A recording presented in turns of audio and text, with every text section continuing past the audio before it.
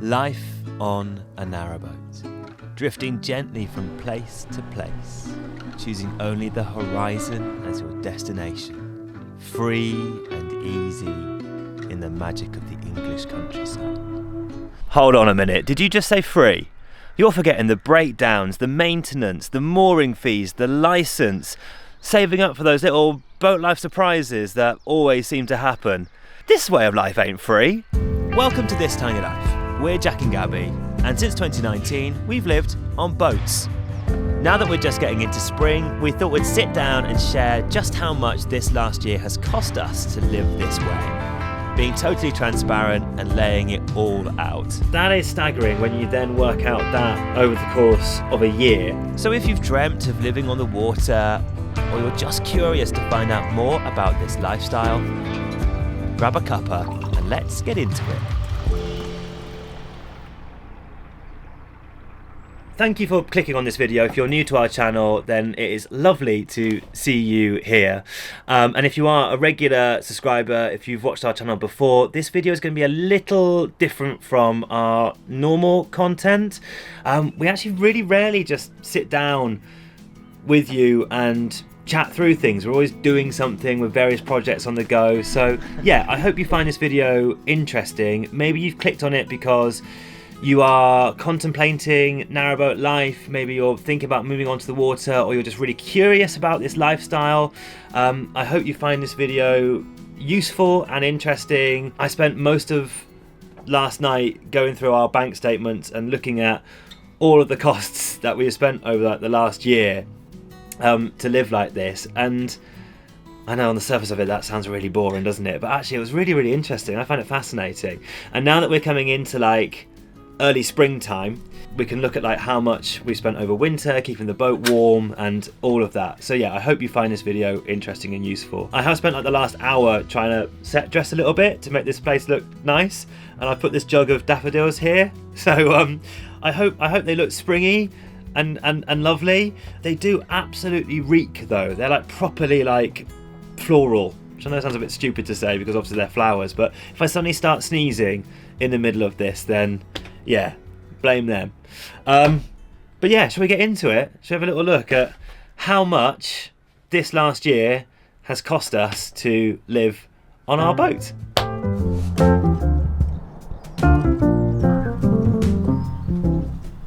I've been trying to work out the best way to break down the costs, because I suppose this conversation is going to be a bit like how long is a piece of string. There are like certain fixed costs that everybody who lives on the water has to pay, and then a few more that'll be a bit more specific to like how Gabby and I live. So I kind of think the best way to do it is to do like those fixed costs first, plus then also like maintenance and like the emergency fund that we have, because things go wrong on boats all of the time.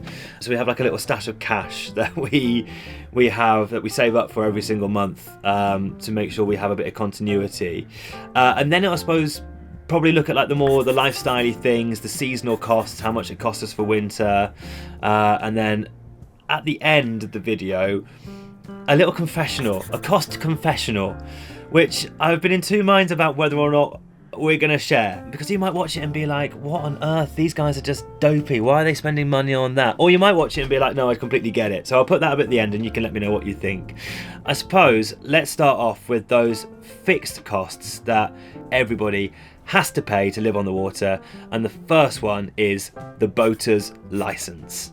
Now, this is something which everybody pays. If you have your boat on the canal, or if you have it on the river, you will pay a license to either the Canal and River Trust, the CRT, or the Environment Agency. So the Canal and River Trust look after the canals and some rivers. The Environment Agency look after some rivers. It's a little bit confusing. We have our boat on the canals, so we pay a license to the Canal and River Trust, but if we want to go and take this boat onto the Thames, for example, we would have to get a separate license from the Environment Agency to do that. This is probably the most comparable thing that we have to council tax. So the Canal and River Trust license allows you to have your boat on the canal, to use the boater services, so to use the bins, to fill up at the water points along the canals. Along the canals at various sections there are little water refill taps, so you can stop off there, fill up your water tank, and then you move on to your next location, and there's no limit for how much water you can use. I mean, you're not allowed to moor up there for like more than the time it takes to actually fill up your water tank, but if you like fill it up, move on, have a massive bath, put the washing machine on, whatever you want to do, have a right old wet party. That sounds weird. A splish splashy fun time. That sounds weird as well. You can do whatever you want and then just go to the next water point and top up again, and you're not going to get charged anymore. It's all included in that. That fee also goes on to paying for the upkeep of the canals. So if you're going for a little wander on the towpath, it contributes towards making sure that that is well maintained, making sure the locks are all working, and just making sure that the waterways stay functioning. There's been a lot of changes to the Canal and River Trust licence over the past few years. It's changed so much since when we first came onto the water. Basically, the Canal and River Trust are facing a massive funding black hole, and some of the changes have been really, really controversial. I'm not going to go into too much detail about it because everybody seems to have an opinion on it, but it has changed around quite a lot, and our licence is up for renewal in about, I think, 2 weeks actually, and we're seeing a 4% increase on the cost of that. So it's going up quite a bit every single year to try and cover the funding black hole that the CRT are facing. Your boat licence will vary depending on the length of your narrowboat, and also if you have a wide beam or a Dutch barge. If your boat is wider than like the standard narrowboat width, then you'll pay a little bit more for that as well. So our boat is 54 foot and she is a standard narrowboat width, and our licence per year, or well, this last year just gone, has cost us, let me have a little look at my computer, £904.92. Now, just having a little look at how much that's going to cost us in April when the price increase happens, it's going to be £941.12, so a little bit of a jump there. Now, with that licence, we get a little bit of a discount, and that is for two reasons. Firstly, this boat is fully electric, so part of the CRT's incentive to get people to decarbonise, move away from fossil fuels, and to move towards alternative ways of propulsion, of moving your boat, they offer a 25% discount for boats which are fully electric on board, so we benefit from that. There's also discounts for things like historic boats, so if you own a boat which is like a historical importance to the canals, then you can get a little bit of money off your license fee for that. So yeah, there's a few little caveats that are within that fee. We also get a little bit of money off because we have a permanent mooring. This has probably been the most controversial part of the changes to the boaters' licenses that have happened over the last few years. Basically, if you have a continuous cruiser's license, so if you don't have a home mooring, you pay an extra surcharge on top of the normal license to allow you to do that. So a continuous cruiser license basically means that every 2 weeks you move your boat on to a new location. We did that for about 3 years, absolutely loved it, but then various commitments meant that actually we were going to take on a permanent mooring, which is where our boat is now, and we'll come to that in the next little bit. The CRT's argument are that you're using the network more, so you're causing more wear and tear, whereas people who have a mooring are moving their boat less, so the locks aren't getting as much use and all of that. It's been very, very controversial. As I said before, everybody has an opinion on this. I'm not going to share what mine is, but yeah, we benefit from not having to pay that surcharge for moving our boat. I did look up how much it would have cost us if we didn't have the mooring, and if our boat wasn't fully electric, if we had a regular diesel powered boat, and the fee would have been £1,237.51 for the year, and bear in mind that that price would have also gone up by 4% when we renew in a couple of weeks' time. So yeah, there is quite a significant saving for having an electric boat and also not continuously cruising. Not having a continuous cruiser license comes with a little bit of a caveat. So when I say there is a bit of a discount there for your overall license, you do have to pay for a home mooring every single year. So we have a spot where we keep our boat, which we kind of stumbled upon a few years ago, and we absolutely fell in love with the area and knew that we were going to do some renovations to the boat which we're currently on, and we needed a permanent base, which meant that we didn't have to move our boat every couple of weeks to a new location, and it just really worked out for us. So we decided that we would take on a permanent mooring. This spot is a Canal and River Trust waterside mooring. The way that these work is that there is a website with all the moorings on, and when one becomes available, the Canal and River Trust will set a bidding price, so like a starting bid price, and then it literally works like an auction, and the highest bidder wins. So you could end up, if no one else is interested for your mooring, getting it for quite a good price, but if a couple of people are interested in it, then you could pay a lot more for your mooring. It just is luck of the draw, and you get that price, I think, is locked in for like 2 years, and then it jumps up, I think, in line with inflation or whatever other metric it is that they use to then work out how much to recalibrate it to. So ours has jumped up this year to a little bit more than what it was. There's a duck going past, which just really distracts me. Yeah, ours has jumped up this year from what it was before, and was quite a significant increase. So for this spot to keep our boat on, we pay £189.77 every single month. Per year, that works out as £2,277.24. It's quite a lot of money, and when that comes up for renewal again in October, we're going to see a 4% increase on that, which I think is about another £7 or £8 per month that we'll be paying. So about another, just short of another £100 a year to have the boat on this spot. So yeah, whilst we're saving on not having to pay the continuous cruiser surcharge, we are paying quite a lot just to have our boat on a mooring. For us, it's worth it because we really love this area. We are going to do some cruising over the summer, but in the winter it's really nice just to have one spot where you can keep the boat. And also we've got a little boating community here, we've got friends in the village.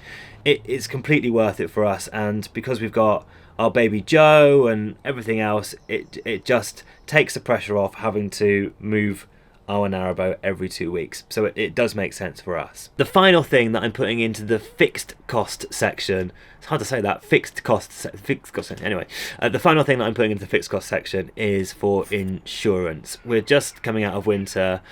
It wasn't too bad a winter, but there was plenty of rain and lots of flooding, and there's been some real horror stories from boaters getting caught in the floods, and yeah, all sorts of issues. And the thing is, at the end of the day, this is our home, and I totally think that having insurance is so worth it. In fact, I think you have to have it in order to get your boat license, and in my mind I think this is so reasonable. So the amount that we pay for our insurance every single year is £177.52. So that is it for the whole year, which is what, like 15 quid a month. And yeah, at the end of the day, you don't know what is going to happen. I mean, with the storms that we had this winter, a boat which was moored up a few from us literally had like a massive great chunk of a tree branch fall on top of it. So, you know, you never know what's going to happen, and that for me is so worth it, having that just peace of mind. So yeah, looking at our fixed costs that we have to pay every single year, we are paying £904.92 for the licence, £2,277.24 to have our boat on this mooring, and £177.52 for insurance. So for fixed costs, we are paying per year £3,359.68. The next main outgoing that we have is for maintenance and continuity. So boats really have a knack of going wrong. Our previous boat, Flora, which we lived on before this one, the amount of times that she broke down was ridiculous.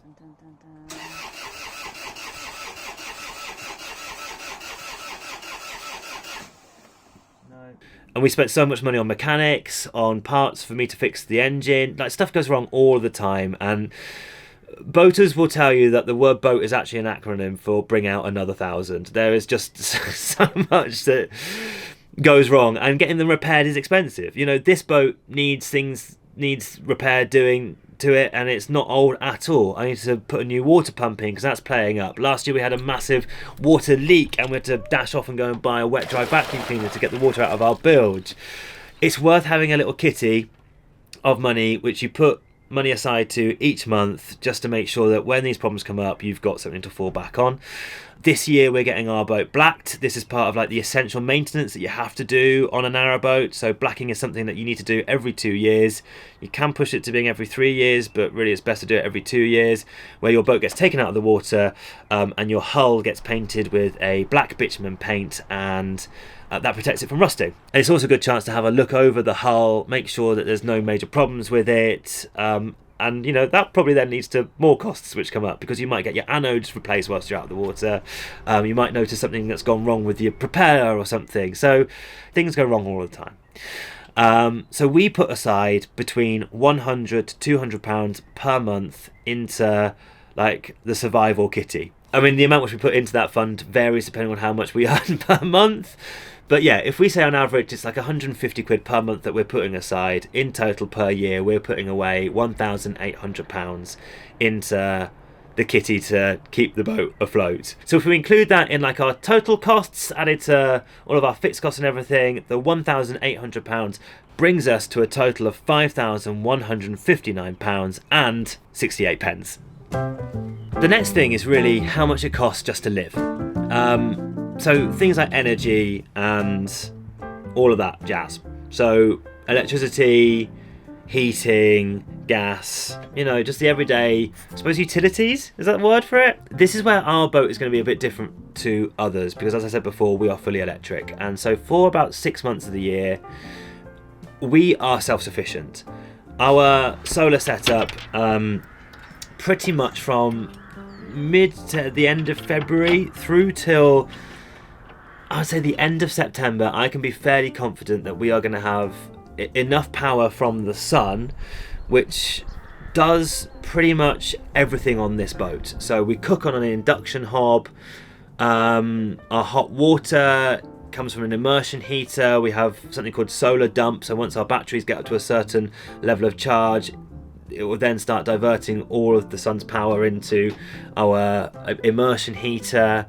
Our propulsion, so moving the boat, that also is electric, and we can actually do this amazing thing where if it's a really bright sunny day, we can charge as much as we're expending out on moving the boat, which it just blows my mind. So yeah, for about 6 months of the year, I can safely say that we are able to not have to worry about our electricity at all. We haven't got a generator, we don't have to run our engine to charge our batteries, anything like that. We are pretty safe. So we don't have any gas fees, we don't have any diesel fuel fees, anything like that. Our solar panels do everything. Now our solar setup is huge. We have 2.2 kilowatts of solar panel power on our roof, so 6 solar panels, and it was not a cheap setup to get at all, but I would so recommend investing in your solar if you are looking at living on a boat, because it can save you a lot of money. Honestly, I find it absolutely incredible how we can harness this energy from the sun.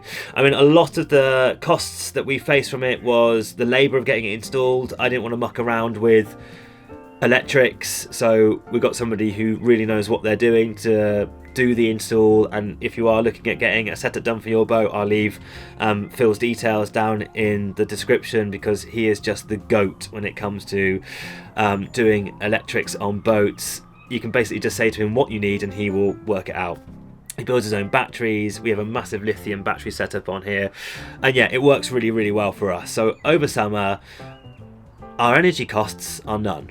Obviously it can vary depending on if you have like a really wet, cloudy summer, but the last 2 years we haven't spent anything on charging up our batteries over the summer, and like our cooking, and as I said, all of that comes from the solar power. In winter, that changes quite a lot. It depends again on how sunny winter is. Really from like the end of September, I need to then start worrying about how much we are able to charge our batteries up, because the sun sits lower in the sky. We also don't get as many hours of daylight, so our batteries just don't get the possibility to charge up so much. So what I will do is I'll get up early and tilt our solar panels and try and follow the sun all the way around as we get like sunny days, just to try and really eke out as much charge as we possibly can.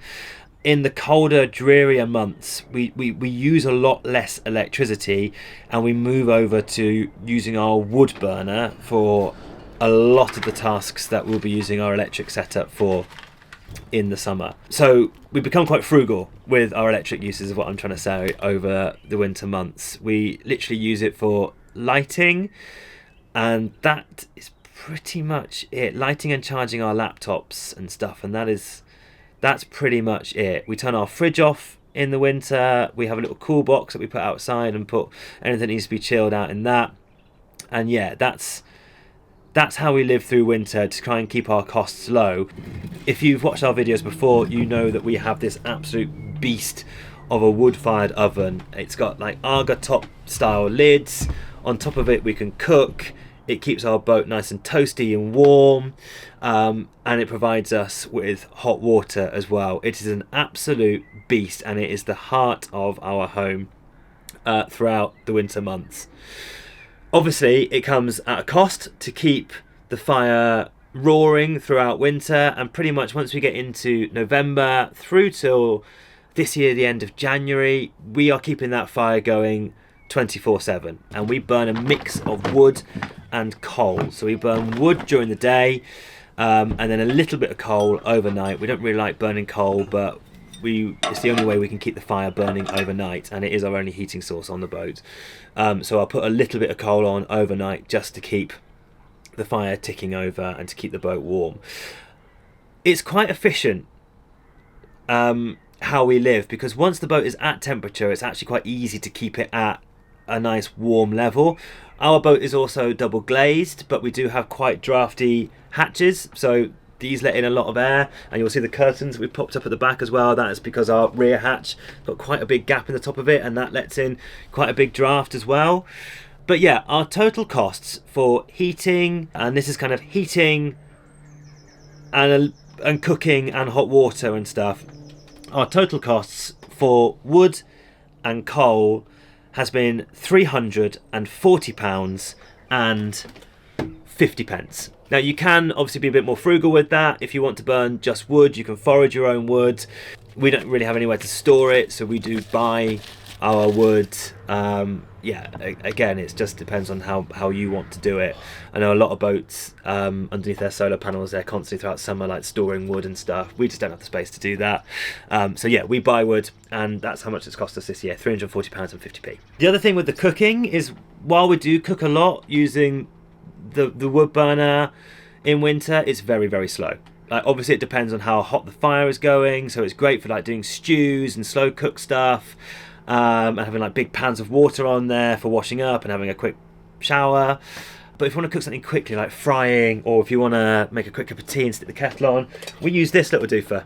It's a little camping stove essentially. It's a bioethanol burner, so it's an alcohol burner. So in there you put methylated spirits and then light it, and you can boil a kettle in no time on that. And that is what we do the majority of our cooking on in winter.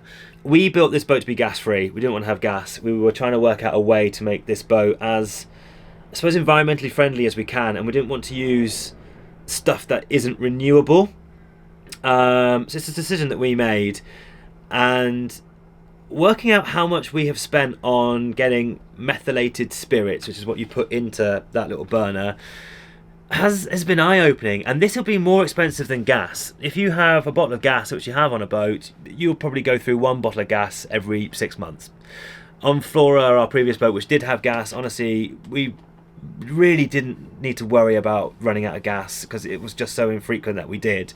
So I sat down with our bank statements last night and worked out how much we have spent on buying the methylated spirit to go in that little burner. And this year, for cooking and boiling the kettle and all of that, we spent £75 and 76p, which is way more than a bottle of gas would be. So yeah, it costs quite a lot. So the grand total cost of heating and cooking this year has been £416 and 26p. And that brings our running total to £5,579 and 94p.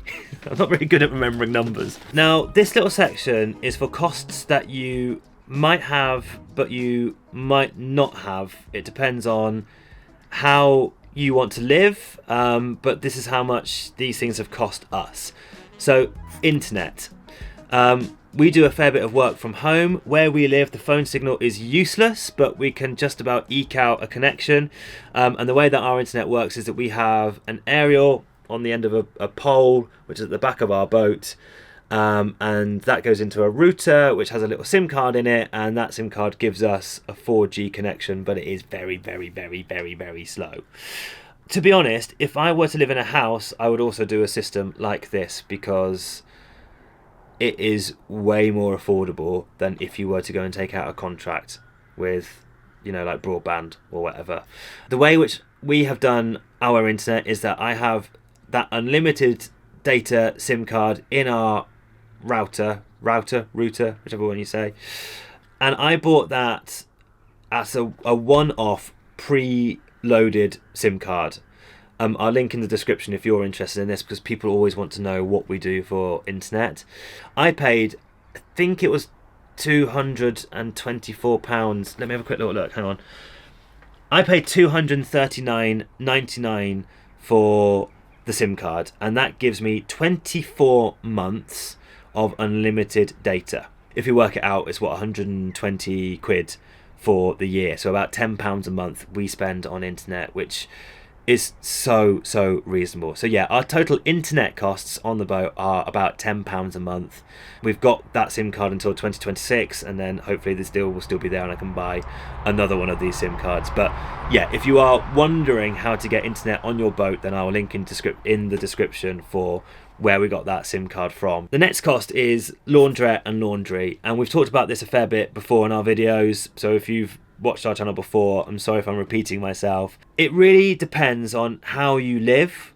We're very fortunate in that we have friends in the village who over winter, if we're really desperate to get a washing load on, will let us go and do a wash there. Also, our friends and family are very, very kind and let us bring our washing to them. Over winter, we can wash on the boat. The problem comes with the washing machine heating up the water. So that uses up a lot of electricity. So again, it comes back to like how much solar we have. And the other big problem is drying it. Obviously, we have the wood burner and we can put loads of stuff around there and we can get the washing dried really quickly. But when you have a baby, you go through quite a lot of laundry. So we have spent a little bit of money on going to the laundrette this year, just for when we've been really, really stuck. And this year we have spent £30 on going to the laundrette. So not too bad. There is a little bit of an extra thing which I'll say about this in like the confessional bit at the end of the video. Over summer we wash on board. We have a washing machine in the kitchen and we can hang our clothes outside, and it's a bit more, it's just a bit easier to deal with. But yeah, that is something that we do. If we need to, we'll go to a laundrette and get stuff washed, or very kindly our friends and family also allow us to bring our washing to them. So thank you if you're watching this and you've allowed us to bring a bag of washing to your house. It's very appreciated, honestly. Nothing quite like having fresh clean sheets in your bed, is there? Honestly, it's just the best feeling ever. So yeah, we spent £30 this year on going to the laundrette over winter. So if we're taking in the running total so far, I don't know if you're keeping across it, but with the fixed things like the license, the mooring, the insurance, heating, cooking, all of that, and then the laundrette and internet and those costs that we have had for living on the boat, our grand total so far is £5,725.94. Now this next little bit I am calling the cost confessional, because there are probably going to be things in here which you will look at and be wondering, why on earth are you spending money on doing things like that? You might not. You might be like, do you know what, I completely get it. But yeah, this is the costs which we choose to do, which I suppose make this lifestyle more manageable. I'm not getting like the smallest violin out in the world and be like, oh, it's so hard living on a boat. We choose to do it and we love it. But sometimes winter is pretty miserable. And when you're living in a very, very small space, and you know, you've got me, you've got Gabby, you've got Joe, you've got Tilly. It can get quite claustrophobic. And there are occasions where, if the weather has been particularly grim and horrible, and it's been really soggy, or it's going to be really cold, over winter, occasionally we might book into like a hotel, or like a pub with rooms, or an Airbnb, just to have a bit of a break. And to be honest with you, just so that sometimes we can have a really nice hot bath. There is nothing quite like the joy of when you get into a house, if you live on a boat, if you live this sort of lifestyle, and having the novelty of having limitless hot water coming out of a tap. It's the small things, and it makes a massive difference. So there have been a couple of occasions where over this winter there was one day where it was just really miserable outside. It was teeming it down with rain, and we were like, do you know what, shall we just treat ourselves to a little night away? And we literally booked an Airbnb, which was like half an hour away from the boat. It had a washer and a dryer, just to come back to the laundrette and washing costs. And honestly, I think in the period that we were there, that there wasn't a moment which that washer and dryer wasn't wearing away. We caught up on so much stuff, on so much washing and laundry, and we just really needed it. And we both had a really nice bath, both had a really nice hot shower, and just sometimes you need to have those little moments to just have a little bit of TLC and just give yourself a little bit of space.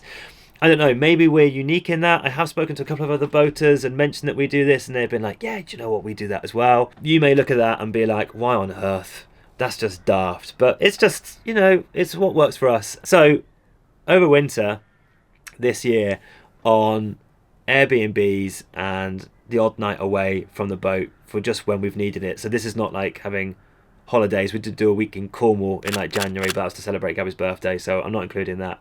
But to have, like, you know, times where we've just gone, do you know what, we need some time away from the boat. We have spent £298 on hotels and Airbnbs. What do you think? Are we mad? Are we daft to spend money on that? Let me know in the comments. I think it's going to be a controversial, this one. I think it is going to be a controversial one, but yeah, let me know. What do you think? The next one of the cost confessional is one which I've been really in two minds about whether or not to include. This is on cost of going to cafes. And again, this isn't going to be for everybody, but Gabby and I both work from home, and sometimes, you know, in this space, when you've got Joe who gets very excited and is playing with his toys, maybe you need to go on like a work call or something, and you just need a bit of peace and quiet just to get your head down and do some work. We spend quite a lot of money on going out for coffee and using internet, and probably, if we're honest, over winter charging up our laptop as well. And this has been quite, I looked last night at really how much on average we spend, and in winter it's a lot more that we spend on going to cafes. In the summer, if you need a bit of peace and quiet, you can go out to the towpath, you know, you can work outside, or I can take Joe out for a walk and give Gabby a bit of space, or vice versa. But I would say that on average over winter we're probably spending about £100 per month on going out for coffee. That is staggering when you then work out that over the course of a year. As I said, like in summer that dies off quite a bit, but it's still it's a lot of money, that, isn't it? About £100 per month over the course of winter. So like 600 quid going on popping out for a cup of Joe. So yeah, again, you might be watching that and being like, God, these two millennials, what are they like? If only they didn't spend their money on coffee and avocado, they'd be able to afford Buckingham Palace. But I suppose the actual realities of living on a boat, you do stuff which makes it work for you, and that is how we make living and working in this tiny space work for us. So yeah. Again, let me know what you think. Do you relate? Do you understand? Do you think we're daft? Let me know in the comments. I am a little confused about how to put that last cost into like the running total. I think I'm going to do it as like the full amount. So like, yeah, an average of £100 per month on popping out for coffee and getting work done.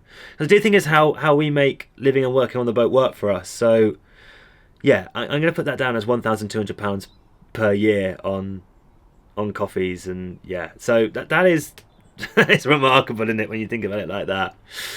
But anyway, I suppose it is time to do the scores on the doors. What are the scores on the door? You know what I mean. This year, to live on our narrowboat, it has cost us £7,223.94. for the entire year. So that is around £602 per month. I personally don't think that's too bad.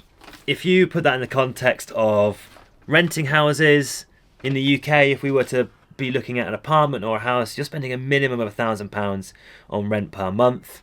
And then on top of that, you've got your council tax, you've got your water bills, you've got your electric bill, you've got your gas bill.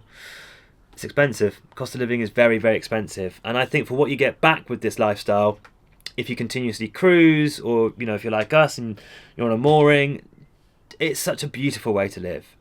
You've got the access to nature.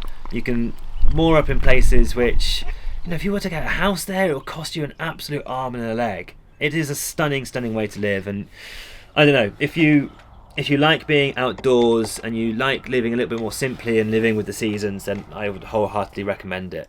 But I'd like to know your thoughts. Is there anything which we've said which has shocked you? What do you think of that total amount? Do you think that's reasonable? Do you think that's too expensive? Has it surprised you? Has it reassured you? What do you think? Let me know in the comments. That is it really for this week's video. Thank you so much for watching. If you are new to our channel and you enjoyed this, please do tap subscribe. It really, really helps us out. Honestly, it really helps us be able to continue building this and keep on creating content like this. And if you are new here, please do check out some of our other videos as well, because that would really, really make our day if you do that. And if you are a regular, thank you for watching. And I'm sorry it's a bit different from like our normal content. We'll be back next week with another video with all the normal stuff of like the allotment and projects on here and the bees and all the rest of it. But yeah, thank you so much for watching, and hopefully we will see you again soon. Right, I am desperate for a wee actually, after drinking pretty much an entire cafetier's worth of coffee whilst doing this video. So I'm going to go and do that, and see you in a bit. Bye.